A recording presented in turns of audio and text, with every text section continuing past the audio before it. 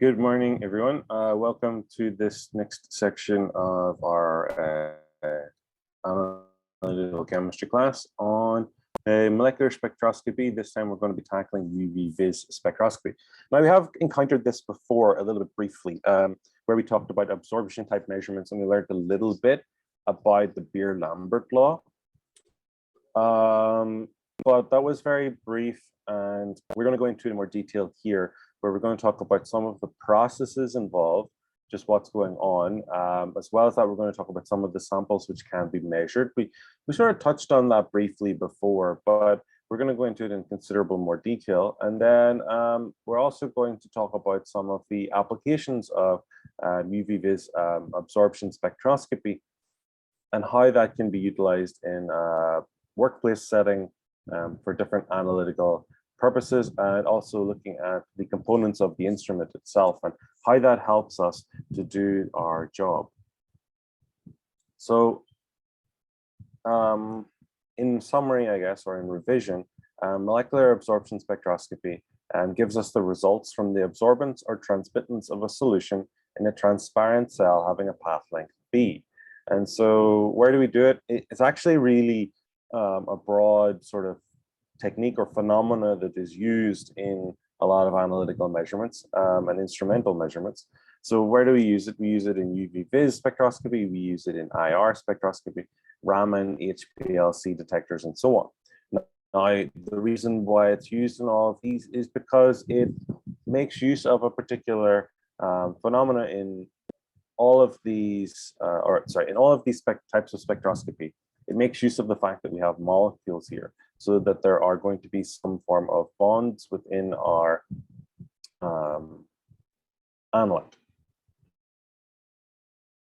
So its concentration and absorbance are linearly related by the Beer-Lambert law. And so for a particular system, the absorbance is equal to the negative log to the base 10 of the transmittance T, which is equal to log of the incident power over the exiting power, which is equal to epsilon BC, where epsilon is what's called the molar absorptivity.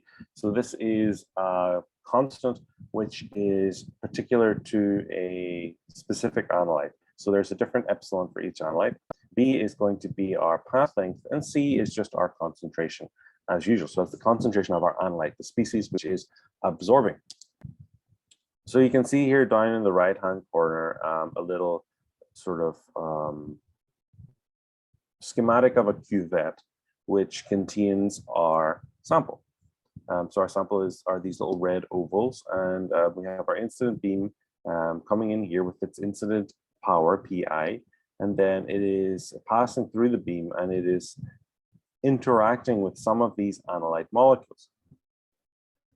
Then these analyte molecules, they absorb some of the light, and so the emergent beam, i.e. the beam after the cuvette, should have a lower power, especially at that wavelength that was absorbed.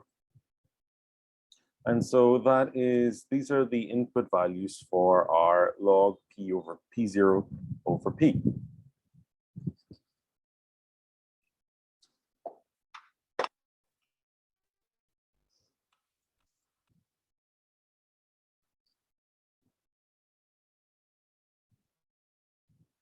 So there are some ideas of like, we kind of touched upon this back in module 1, whenever we were talking about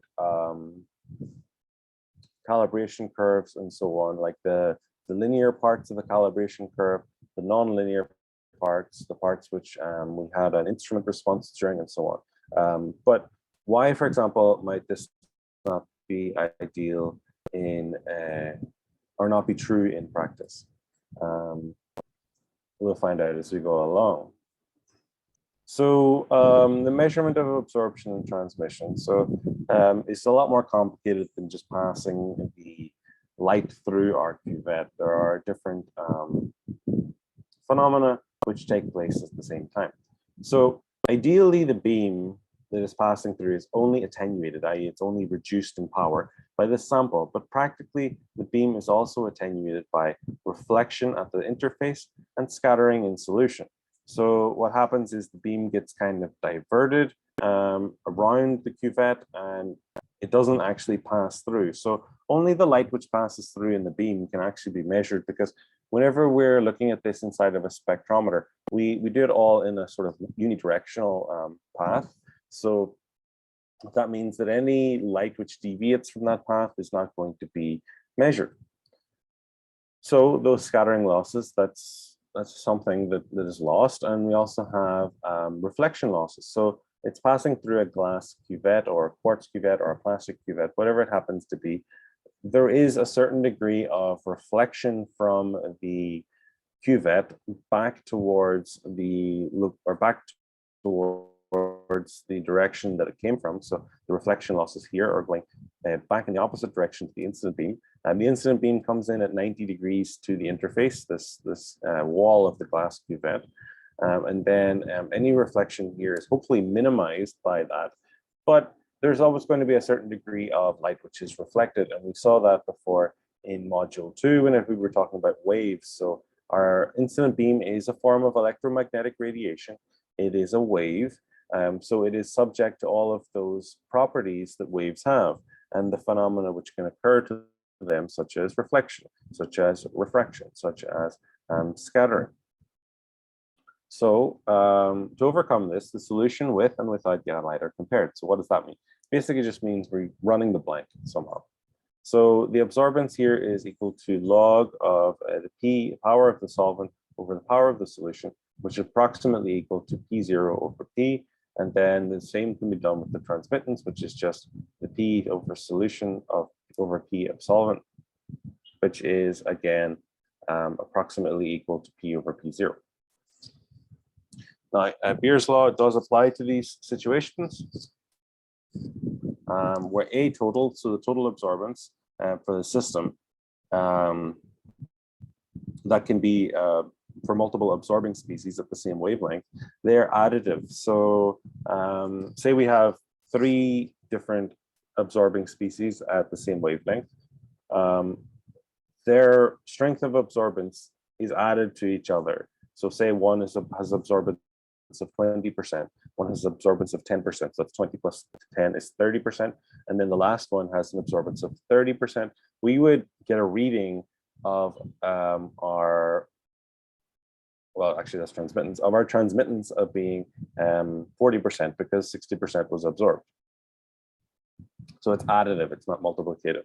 And so since each one of these A values can be translated into the Beer law, we have A total is equal to epsilon 1 BC, where epsilon 1 is the epsilon value for the first species, plus epsilon 2 BC, so epsilon 2 refers to the second species, and so on. B is the path length, and C is the concentration of the analyte in solution. So again, I want to stress that if you have multiple different absorbing species, assuming they don't interact with each other, then that means they don't react with each other in some way. Then what we are ending up with is a sum of all of the absorbances. So here are some definitions for you to have a look at, what we're talking about here and what they all mean, and maybe some alternative names which do exist.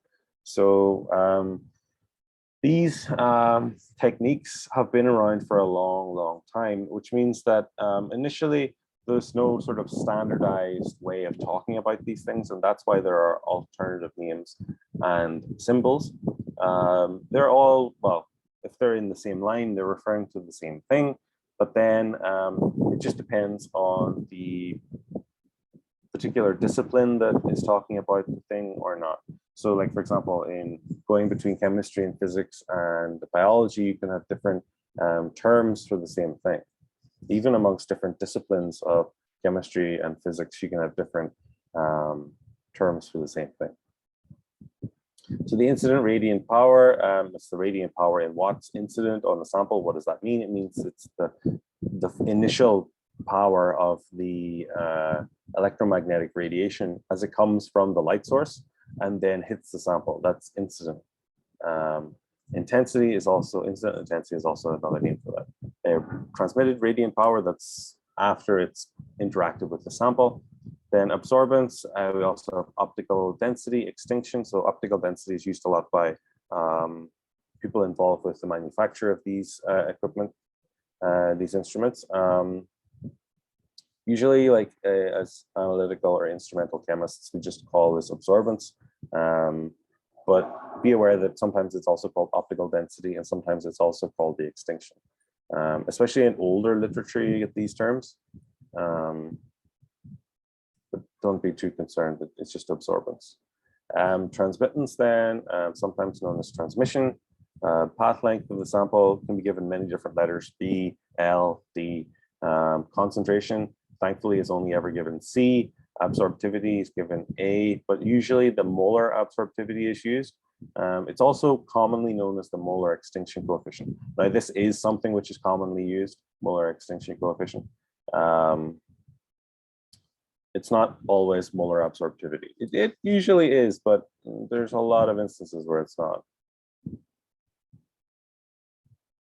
So the limitations of Beer's law. So as we talked about in our calibration curves, there is a certain degree of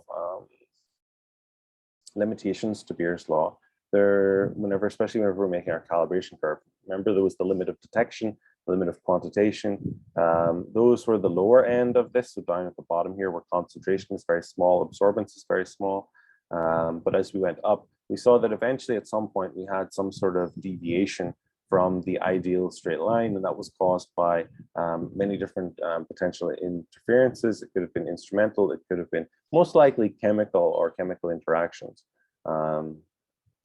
And so that's why Beer's law is only really valid over a certain range, and that's a certain range wherein the concentration is quite low. So Beer's law again here, common form is A is equal to epsilon BC, but you also have minus log T, and you also have log P0 over P.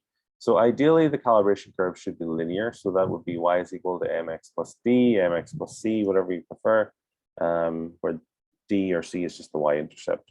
M is going, in this case, going to be equal to epsilon B, because epsilon B do not change. And D is going to be equal to 0, because hopefully whenever we have 0 concentration, we have 0 absorbance. So 3 categories of potential deviations. One is fundamental, one is chemical, and the other is instrumental. So fundamental limitations to Beer's law. So the Beer's law is what's called a limiting law.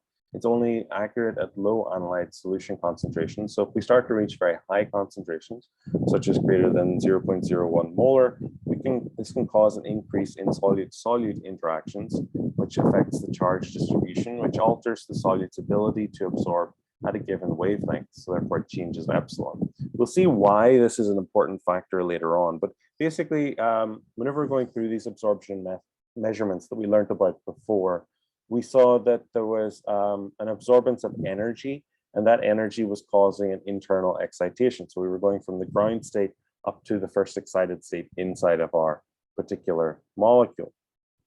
Now, that's okay, but what happens if we have 2 of our analyte or 2 of our solute molecules coming together, and then they interact with each other? Whenever molecules get close together, since molecules have this like kind of cloud of electron charge around them, whenever they come close together, they're interacting with each other a little bit, and that can alter the exact nature of their electron clouds. It can alter the direct nature of their charge distributions, and it can cause a change in that absorbed wavelength, or at least the amount of that wavelength which is absorbed. So it can reduce, or sometimes, depending on the phenomena, increase our measurement on the instrument. So absorptivity depends on refractive index, where N, the N of the sample, as concentration changes, so does the refractive index. So below 0.01 molar, there's a limited effect. And then this can be corrected for using this, which is just the Beer-Lambert law, which is epsilon BC. But in this case, we've added a correction factor where we've added the refractive index of the sample to our Beer-Lambert law. So N is the refractive index here. So that's been inserted into our equation over the refractive index squared plus 2 all of this squared. So that's kind of how we would correct our sample if we were going to have any sort of problems with absorptivity because of high concentrations.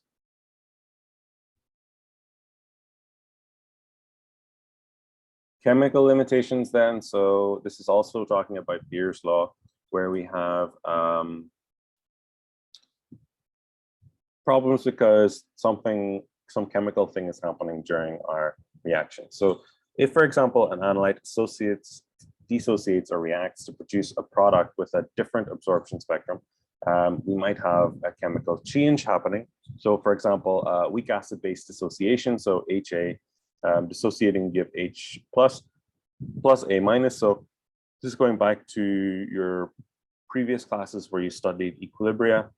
So depending on how much of something is dissociated, it can change the absorption spectrum, especially if one of the species involved in the equilibrium is what we're measuring.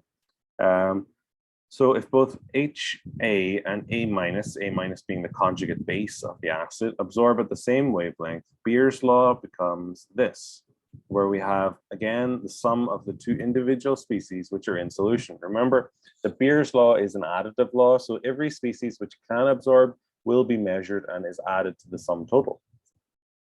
So if both HA and H minus absorb at the same wavelength, Beer's law becomes A is equal to epsilon HA times B, the path length, times C, the concentration of HA. So HA is the undissociated weak acid, plus then the epsilon of A minus times B times C of A minus, where A minus, Ca minus is the concentration of the conjugate base in solution.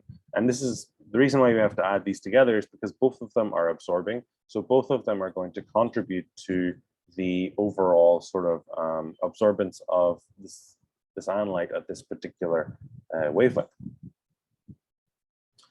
So it says here CHA and Ca minus are equilibrium concentrations. The total concentration of weak acid is C total is equal to CHA plus Ca minus. So it's just the concentration. These add up to the total concentration. So this can be written in a new form as the concentration of HA is equal to alpha HA times C total. So it's what fraction of the total concentration is HA is going to be the concentration of HA. And then Ca minus is going to be equal to 1 minus alpha HA is equal to C total, where alpha HA is the fraction of weak acid present as HA. HA is the undissociated weak acid. And thus, the reason why this is important is because this makes our lives a little bit easier whenever it comes to the sort of the derivation and the calculation of this equation at the end. Because if we can have all of the concentrations in terms of the same thing, then we can have an equation which is much simpler to deal with.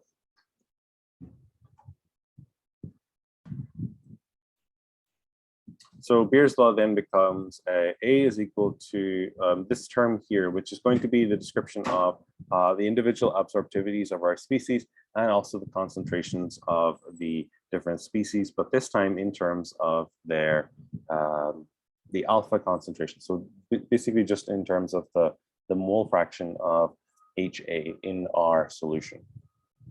So epsilon HA, the molar absorptivity of HA, times alpha HA is going to be added to the epsilon of A minus minus the epsilon of A minus times the concentration, or sorry, the mole fraction of alpha HA. So that's going to then be times the path length times the total concentration of all things in solution. So since this is a form of the absorbance that we can use, which is in terms of the total concentrations, and the only concentration we need to know is HA, then we're kind of in a pretty good position, because the reason why we need to do this is there's often a problem determining exactly how much A minus exists in solution. It can be difficult to determine because many weak acids don't dissociate too much, some dissociate more than others. So values of alpha HA may vary with the concentration of HA, thus the calibration curve may not be linear. So if you recall back to your equilibrium modules you did in previous courses.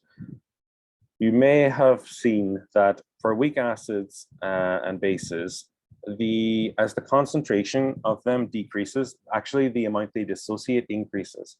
So what that means is, like, if we have a very small concentration of our weak acid, HA, dissolved in water, then that will have a higher percentage of dissociation into the conjugate base and H plus than, for example, a higher concentration of HA initially added to our water solution.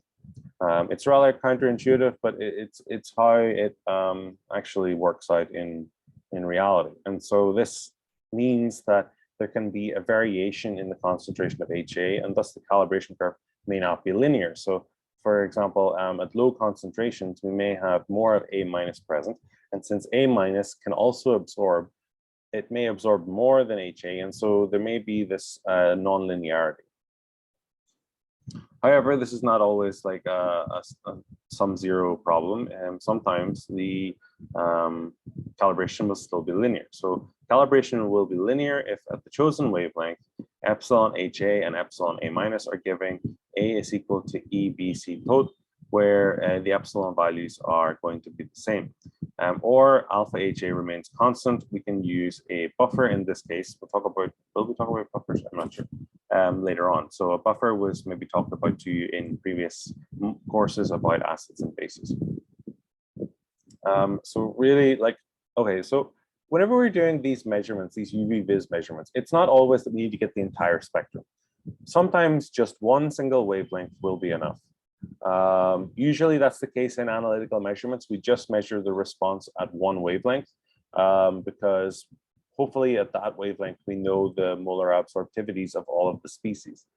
So if we can find some wavelength where the molar absorptivity of HA and A minus are pretty much the same, then we should use that wavelength so that it doesn't really matter how much is dissociated and how much is undissociated, because if their concentrations add up to give the total concentration of solution and their epsilon values are the same, it doesn't matter how much of either one we have because the total absorbance will be the same. So positive or negative deviations depend on the relative values of epsilon HA and epsilon A minus. So instrumental deviations. So we've gone past our fundamental deviations, we're on to instrumental deviations. And these can be something which maybe doesn't seem exactly obvious initially. What we can have here is a problem with what's called polychromatic radiation. So strictly speaking, Beer's law only applies when the source of radiation is monochromatic. So what does that mean? It means that we only have one wavelength of light being absorbed. So usually what we do is we use filters and gratings to overcome this limitation to try and create, as much as possible, a monochromatic source of light. Filters and gratings are not perfect and have an intrinsic bandwidth, which means that they don't just produce one specific down to the last 0.000 wavelength. They produce a bandwidth, maybe one or two wavelengths, like so maybe 1 or 2 nanometers wavelengths. So say we want 400. We might end up actually getting light of 399 to 401 nanometers. And so polychromatic radiation causes a negative deviation, but the effect is minimized if we measure at the peak as epsilon is essentially constant there. So for example, here are the calibration curves and the spectra for a particular analyte. Now they're measured at 2 different spots. One is measured at the peak, so here that's band A, and one is measured B, which is off the peak somewhere. So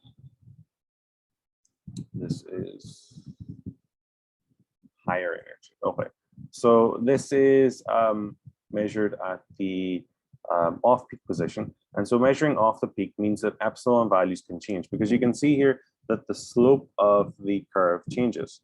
So that means that there is different responses to the different wavelengths, which means that depending exactly where along this sort of slope our species is absorbing, we will get different analyte responses. And so that gives us a deviation from our ideal linear calibration curve. However, if we measure at band A, which is at the peak, so effectively the gradient here is constant, that means that we're going to have a much closer to linear calibration curve. And so that's why we kind of try and avoid some of these problems. Okay, so components of the UV-vis spectrophotometer. So we've been through some of these. Some of these will be familiar to you from Module A, but it's important to know which ones actually fit into which system. So this here over on the right, we have a common UV-vis spectrometer. This is something you might see in Schmidt Hall. We have this in the department. This is a Shimadzu UV-1800. So the components here, radiation sources. So where do we get our light from? You know, we're measuring the absorbance of light, so we have to get light from somewhere. We can't use the light from the sun because it's not strong enough or not intense enough. And we then have a wavelength selector. We have, so these are like our gratings, our filters. We have a sample container, so that's our things like cuvettes. We have radiation transducers. So this is the thing which is going to absorb the light and it's going to produce some sort of a signal for us. Then we have signal processors and readout devices. So we have an ADC or a display panel. So for example, here is a little display panel, which we could actually use to get the measurement of our sample. We can also link this up via USB to a computer and get the readout directly on the computer, or you can just plug your USB device in here to get the readouts and the spectra for later perusal. So UV-vis spectrometers. So several types of UV spectrometers exist. We have single beam spectrophotometers. These are the cheapest. These are the oldest kind of type ones. There are also, some of these exist also in the chemistry department. Double beam spectrophotometers, these are separated in space, and then double beam spectrophotometers separated in time. So we have all of these, I do believe, in the department. Certainly have double beam instruments, and we certainly have single beam instruments. We'll talk a little bit more about what these are. So single beams are probably the simplest, but they're also not ideal because they involve a lot of scientist manipulation. So here is a single beam spectrophotometer and what it looks like. So over on the left-hand side, as usual, we have our source of radiation. Then we have this HV. So HV means coming from Planck's constant is a common way of just indicating that there is some sort of light flowing through there. Then this light flows into a system of filters or monochromators, which will help us to discriminate from our mono or from our polychromatic light into a monochromatic light, or at least as monochromatic as we can get.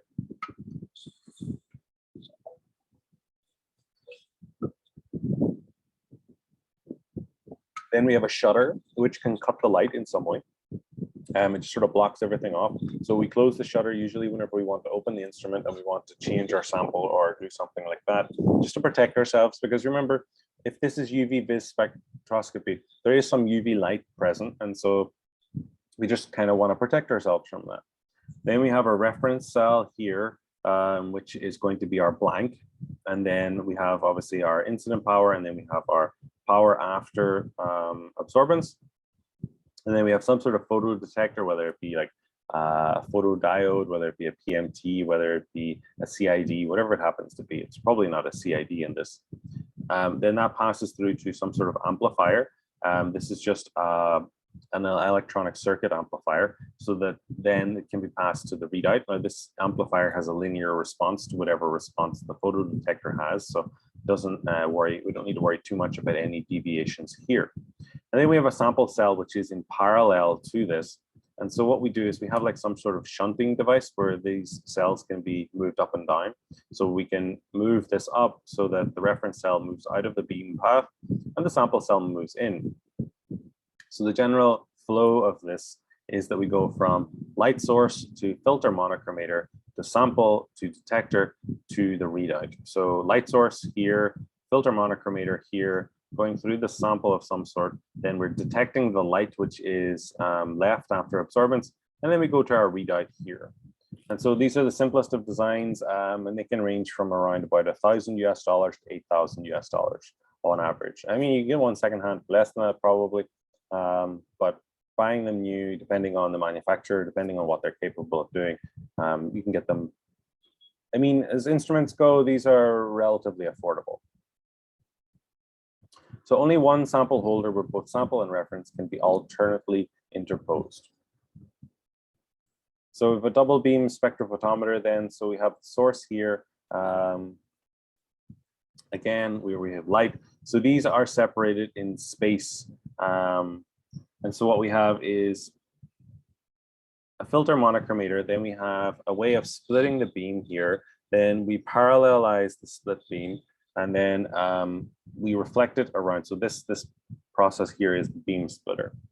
We also have a shutter, of course, to protect ourselves when changing the samples or whatever, to shut off the light from the rest of the system. If we want to get a dark count, for example, where there's no light coming through, we want to know what our background of photodetectors is, that sort of thing.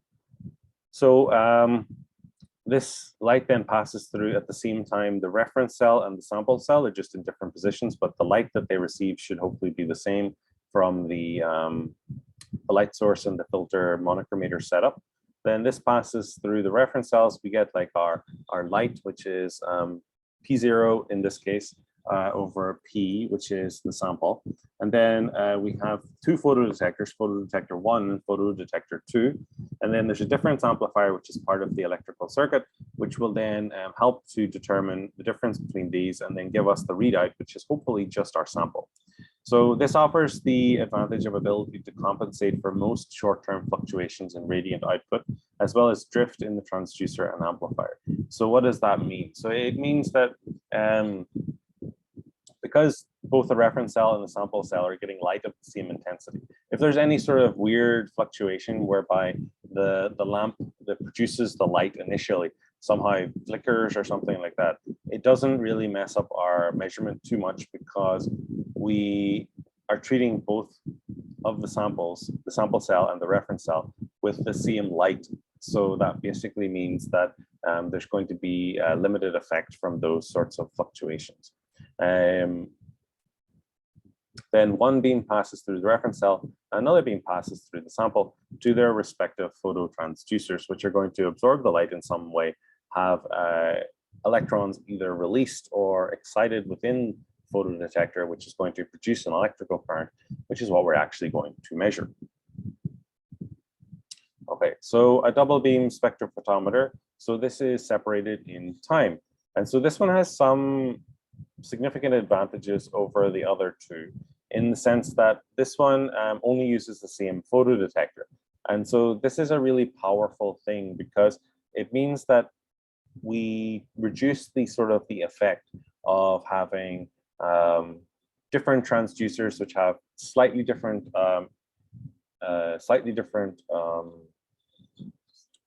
responses to the light which is incident on the photodetector.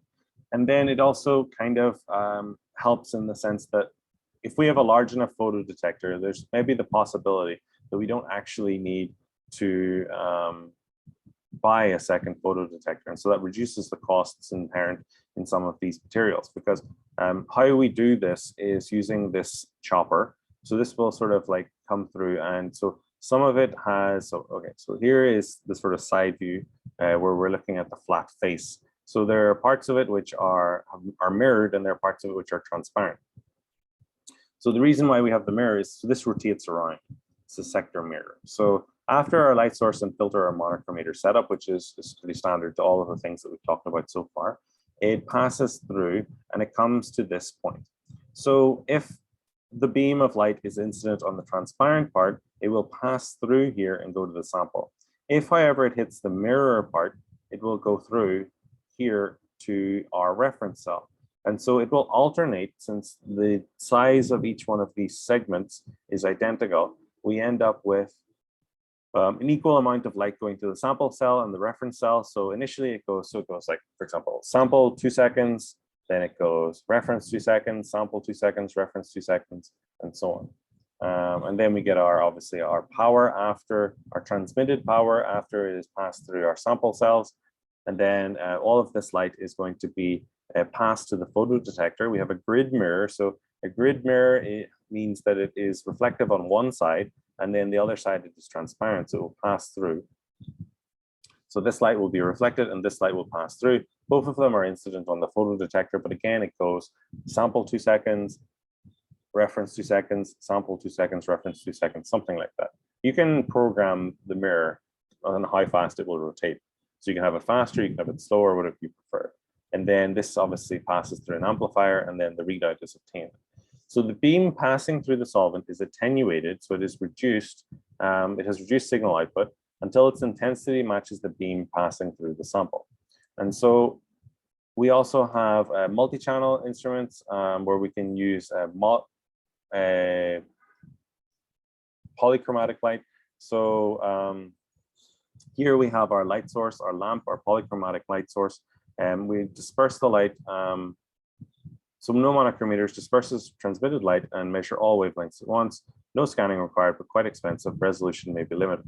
So, okay, so we got the polychromatic light source, passes through the lens. The lens focuses it on the sample, and then it goes to a grating, and the grating then reflects the light. It also splits it, as we've seen before in module 2.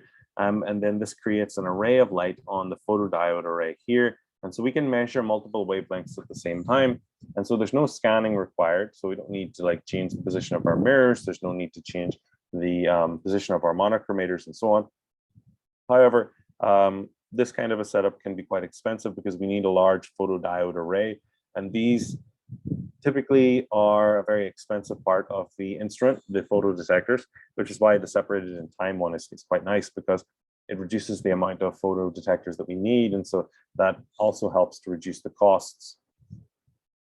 Gratings are expensive. They used to be really expensive. They're not so expensive now. Lenses can be reasonable in price, and polychromatic light sources, they're not so bad. No scanning required, but quite expensive, and the resolution may be limited. The reason why the resolution may be limited is because there's no real monochromator here, which is discriminating against other wavelengths. So there can be a certain degree of overlap between the lights. The light which is detected by the photodiode array may not just be picking up the single wavelength that we want. Because remember, the photodiodes, they don't particularly absorb only one wavelength. They absorb all wavelengths of light which are incident on them. So they have no way of discriminating against what different wavelengths there are. How we overcome that is by sort of calculating which part or which number of pixels will be getting which wavelength of light in this one. We don't need to do that in a typical normal setup because we're already choosing the wavelength that we want. So if we say 410 nanometers initially to our setup, then the light which will be absorbed by the photo detector or the transducer will be 410 nanometers as well, just maybe less intense. Okay, so components here, I won't go over this in too much detail. This is kind of like just a summary of what we had looked at before. So usually we have a broad continuum source with consistent and stable radiant power across the full range. So usually we're using a deuterium hydrogen lamp setup so that we can produce continuum UV light. So usually these are the sources for UV, and we couple these with sources for visible, such as a tungsten lamp, which is pretty cheap as well. This is the process that it goes through. So the deuterium, which is usually chosen because they have a better output and they're brighter than hydrogen lamps. So the deuterium absorbs some of the electrical energy which is passed through, creates an excited deuterium molecule, which then dissociates into 2 different deuterium atoms, and then this releases some light. And then again, D2 lamps are preferred because the output is larger and brighter than H2. You can see here also the energy that is absorbed at different wavelengths is going to be different. So we don't have a linear response over the entire wavelength range that we might want to measure. So like you can see here that as it comes up to the visible, it's not very good. Okay, so last sort of thing that I'll talk about today is what happens when a molecule absorbs UV light. So this is again in sort of revision of what we looked at before, but what we have is incident radiation on our sample, and we have transmitted radiation. So the incident radiation is larger, usually in intensity, than the transmitted radiation. Why is that? Well, it's because the sample is absorbing some of it. It doesn't just disappear. It has to go somewhere. So what happens is it is absorbed by the sample. So the sample absorbs some light, and that's great. Then depending on the energy of the incident radiation and how much of it is absorbed by the sample, we get excitation maybe to the first excited state, possibly even to the second or higher excited states if the energy is very high. And so these different transitions will give us different peaks in our spectrum. So for wavelength 2, we'll have the transition from the ground state to the second excited state. It's got a lower intensity than the ground state to the first excited state because it's harder to do. It requires more energy and so on. So the total energy of a particular species is equal to the electronic energy plus the vibrational plus the rotational. So I've labeled here where those come from. So electronic is the UV-vis, the vibrational is the IR, and rotational is also measurable using IR spectroscopy.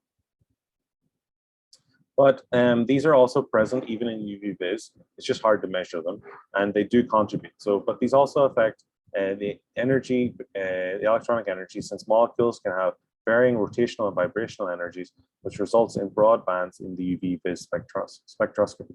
So what happens is it gets excited. There's a bunch of vibrational and rotational levels here. It may not go just to the electronic level. If it goes straight to the electronic level, we get nice sharp peaks like this. But that's usually not what happens. Usually it's something way more sort of like, you might get, oh, it doesn't want to work. Something like this. So you see that there's kind of a peak here, and then there's obviously a peak here, but it's very broad. And that's because like some of the light is actually going into these vibrational levels, and then it's relaxing from there, and it's releasing different energies at different wavelengths. So the difference in energy between molecular bonding, non-bonding, and anti-bonding orbitals ranges from this many kilojoules per mole. So this energy corresponds to the electromagnetic radiation in the ultraviolet UV region, which is 100 to 350 nanometers, and the visible regions, which are 350 to 700 nanometers of the spectrum. So these transitions are real transitions. They are occurring within our molecules, and it is between the different orbitals, which is where these transitions are actually happening. Sometimes it can seem very abstract. We're just talking about the ground state, the first excited state. They're actually real things which happen inside of the molecule, and they're from the atomic orbitals or the molecular orbitals. But we'll look at that, and we'll look at it in very basic terms. It won't be like very detailed, but it will help you rationalize this to these transitions in a real molecule. And with that, we're done for today.